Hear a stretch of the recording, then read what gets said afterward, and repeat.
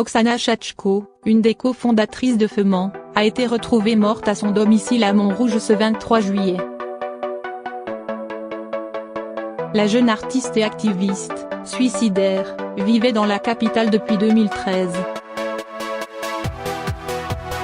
Le corps sans vie d'Oksana Shachko, une des cofondatrices du mouvement subversif féministe FEMAN en 2008, a été découvert dans son appartement parisien ce 23 juillet. La jeune Ukrainienne de 31 ans aurait mis fin à ses jours. La nouvelle de la mort de l'activiste, qui vit à Paris depuis 2013, a d'abord été partagée par ses amis sur la messagerie protégée Telegram le 23 juillet au soir. Oksana Shachko s'est suicidée aujourd'hui, le 23 juillet, dans son appartement parisien.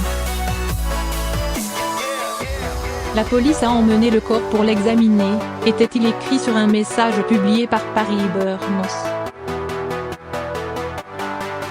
Selon Libération, elle aurait laissé une lettre dans laquelle elle dénonce l'hypocrisie de la société et des hommes. Le quotidien annonce qu'elle s'est pendue dans son appartement de Montrouge.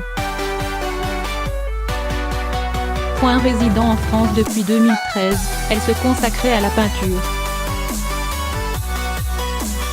La dernière publication de la jeune femme sur Instagram datait du 21 juillet. L'image comportait l'expression « You are fake », vous êtes faux. L'activiste avait elle-même reconnu dans une vidéo artistique avoir été déprimée durant ses 2 premières années à Paris. Elle s'était détournée du mouvement FEMAN en 2015, qu'elle jugeait être devenu vide. Après de fortes dissensions, elle avait critiqué le comportement d'une des femmes clés du mouvement, Dina Shevchenko, qu'elle accusait d'avoir fait dériver le groupuscule. Elle se consacrait désormais à la peinture d'icônes religieuses qu'elle pratiquait depuis l'enfance. Elle les détournait de leur sens premier pour adresser des messages féministes ou politiques. D'après Libération, elle était entrée aux Beaux-Arts en 2017 et avait des projets d'exposition.